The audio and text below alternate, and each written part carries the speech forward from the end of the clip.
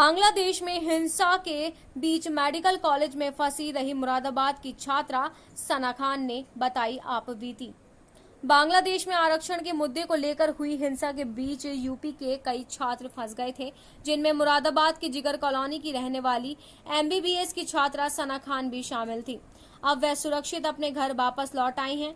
सना ने बताया कि बांग्लादेश में आरक्षण प्रोटेस्ट और हिंसा के बीच इंडियन एम्बेसी ने काफी मदद की। सना खान बांग्लादेश के ईस्ट वेस्ट मेडिकल कॉलेज की एमबीबीएस की 3rd ईयर की छात्रा है। उन्होंने बताया कि वह आरक्षण का मुद्दा लगातार गर्माता जा रहा था और हिंसा हो रही थी। प्रदर्शन और हिंसा के दौरान बांग्लादेश की इंटरनेट और मोबाइल सेवाएं पूरी तरह से बंद कर दी गई थी, जिसकी वजह से उनका घर वालों से संपर्क नहीं हो पाया था। अब वह भारत सरकार की मदद से सुरक्षित बांग्लादेश से अपने वतन वापस आ गई हैं। सना ने बताया कि उनके हॉस्टल से कुछ ही कदम की दूरी पर आरक्षण को लेकर प्रदर्शन हो रहे थे। ऐसी स्थिति में वे कई दिन तक हॉस्टल के रूम में ही बंद रहीं। बिगड़ते हालात को नियंत्रित करने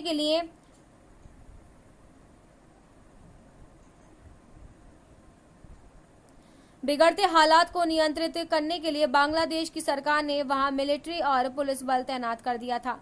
बांग्लादेश के मौजूदा खौफनाक हालात ने उन्हें काफी डरा दिया था। साथ ही स्टूडेंट्स भी काफी परेशान थे, लेकिन सना ने हिम्मत नहीं हारी। वतन की मोहब्बत और घर आने की चाह ने उनके टूटे हुए मनोबल को बढ़ाया और लौटने का फैसला किया। सना ने अपने दोस्तों संग टिकट बुक कराए। ऐसे में कंपनी ने भी इसका फायदा उठाया और 3 गुना दाम पर टिकट खरीदने पर और अब सना अपने घर अपने परिवार के साथ हैं। से एमबीबीएस कर रही हूँ, मेरा 3rd ईयर चल रहा है अभी, और वहाँ पे सिचुएशन बहुत ख़राब है। वहाँ पे स्टूडेंट्स किसी कोटा सिस्टम को लेके प्रोटेस्ट पर उतरे हैं, तो हम लोगों को भी इतना नॉलेज नहीं थी उसके बारे में। जब हमें न्यूज़ मिली कि स्टूडेंट्स को किल किया जा रहा है वहाँ पे, तो फिर हमें लगा कि शायद सिचुएशन कुछ सीरियस है। फिर 2 दिन बाद वहाँ पे हमारा नेट बंद कर दिया, वाईफाई भी बंद कर दिया। हम लोग घर से बात भी नहीं कर पा रहे थे, घर वाले भी बहुत परेशान थे, वो लोग भी नहीं सो पाते थे, हम भी नहीं सो पाते थे। वहाँ पे हमें डर रहता था कि पता नहीं कब क्या हो जाएगा हॉस्टल में, क्योंकि हमारा मेडिकल कॉलेज है। लेकिन हॉस्टल वालों ने, कॉलेज वालों ने हमें अच्छी सिक्योरिटी दे रखी थी। वो ऐसी सिचुएशन क्यों आई, कैसे क्या हो गया था? क्योंकि वहाँ पे स्टूडेंट्स को बहुत जोश था कि हम लोग अपनी जो बात है हम उसे मनवा के रहेंगे, बट गवर्नमेंट ने उनका थोड़ा प्रोटेस्ट किया कि हम नहीं मान सकते हैं ऐसे, तो इसीलिए गवर्नमेंट और स्टूडेंट्स के बीच कुछ लड़ाई हो गई थी, जिस वजह से ये सारी सिचुएशन क्रिएट हुई। लेकिन स्टूडेंट्स ने वहाँ पे वो खड़े रहे अपने हक़ के लिए, उन्होंने अच्छे से लड़ा। हमारे सारे बैचमेट्स भी उस सब में इन्वॉल्व थे, वो सब भी बहुत अच्छे से प्रोटेस्ट कर रहे थे। लेकिन परेशानी हम लोगों को हो रही थी क्योंकि हम लोग हॉस्टल में रह गए थे। जितने भी बंगाली फ्रेंड्स थे हमारे, वो सब अपने घर जा चुके थे। 1-2 लोग बचे थे। इंडिया के कितने लोग थे वहाँ? इंडिया के हमारे हॉस्टल में 200 हैं लोग, और बॉयज़ हॉस्टल में भी इतने हैं।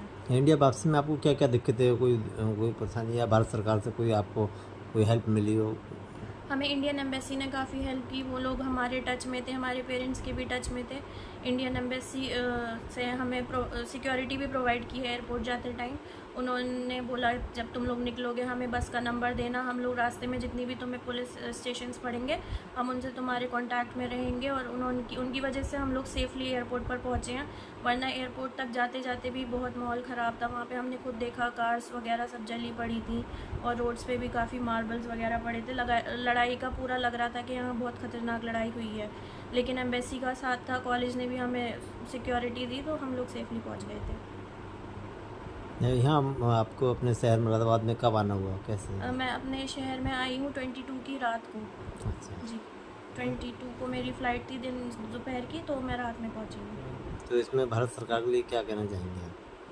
भारत सरकार से तो हमारा ऐसा सच कुछ कांटेक्ट नहीं था, लेकिन एम्बेसी ने काफ़ी हेल्प की, क्योंकि उन्हीं का हमारे पास हेल्पलाइन नंबर था, तो वहाँ पे हम उन्हीं को कांटेक्ट कर पा रहे थे। अच्छा, हाँ सर, क्या कहना चाहेंगे आप? कैसे क्या बेटी से आपको कैसे संपर्क रहा, कोई दिक्कतें परेशानियाँ? जी, जब वहाँ हमें पता चला कि बांग्लादेश में स्टूडेंट्स, जो लोकल स्टूडेंट्स हैं वहाँ के, वो अपने हक़ को लेकर सड़कों पर हैं और पूरी तरह से आंदोलित हैं, तो वहाँ आंदोलन इतना उग्र रूप ले जाएगा हमको ये भी अंदाज़ा नहीं था। वहाँ पर तो ज़बरदस्त आंदोलन हुआ, जब आगे बसें जलाई गई और क्या क्या हुआ। और हम लोग तो जब परेशान हुए जब वहाँ पर नेट बिल्कुल बंद कर दिया था, संपर्क सूत्र हमारे बिल्कुल ख़त्म हो गए थे। पूरे बांग्लादेश में किसी से हमारा कोई भी संपर्क नहीं हो पा रहा था, और व्हाट्सएप। फिर कैसे फेसबुक आपका सब बंद हो संपर्क गया। हुआ कैसे? उसके बाद जब हमने यहाँ पर इंटरनेशनल रिचार्ज कराया तो उसमें भी अगर हम 400 बार फ़ोन मिलाते थे तो एक बार फ़ोन पे बेल जाती थी, और वो भी बस बात हमें समझनी पड़ती थी कि क्या ये कहना चाह रही है, तो अंदाजे से हम लोग बात समझते थे। तो रात भर हम लोग डिस्टर्ब रहते थे, 4 साढ़े 4 बजे हम लोग सोते थे बात कर आके। लेकिन फिर वो ये हुआ कि अचानक इन लोगों ने बनाया सबने प्रोग्राम, इंडियन एम्बेसी ने, और कॉलेज जो इनका है ईस्ट वेस्ट मेडिकल कॉलेज, उसने इनको सपोर्ट किया और फिर इन्होंने अपने टिकट कराए वहाँ पर। टिकट काफ़ी महंगा रहा। जो इंडियन गवर्नमेंट ने हमें बहुत सपोर्ट किया, इंडियन एम्बेसी ने बहुत सपोर्ट किया, और आपकी कॉलेज ने इनके बहुत सपोर्ट किया, लेकिन जो एयरलाइंस थी उन्होंने इसका पूरा फ़ायदा उठाया। उन्होंने बहुत महंगे टिकट बेचे, और फिर एयरपोर्ट पे भी जब आना था तो यहाँ की, क्योंकि वहाँ का माहौल ख़राब था, तो एम्बेसी से संपर्क करके कॉलेज ने बाई रोड इनको छुड़वा दिया। वहाँ आर्मी ने, जो वहाँ की लोकल आर्मी थी, उसने भी इनको प्रोटेक्शन दिया।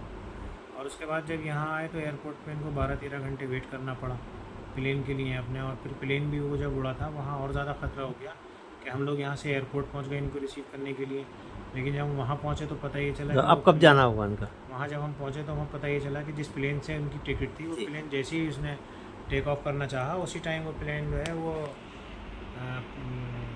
बिल्कुल ज़मीन में बैठ गया, उड़ ही नहीं पाया ऊपर। टेक्निकल इशू की वजह से ऐसा हुआ था, जिसकी वजह से पूरा परिवार और ज़्यादा घबरा गया था।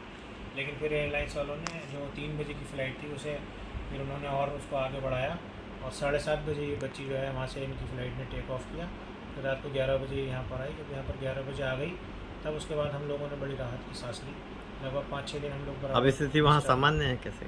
वहाँ की स्थिति अब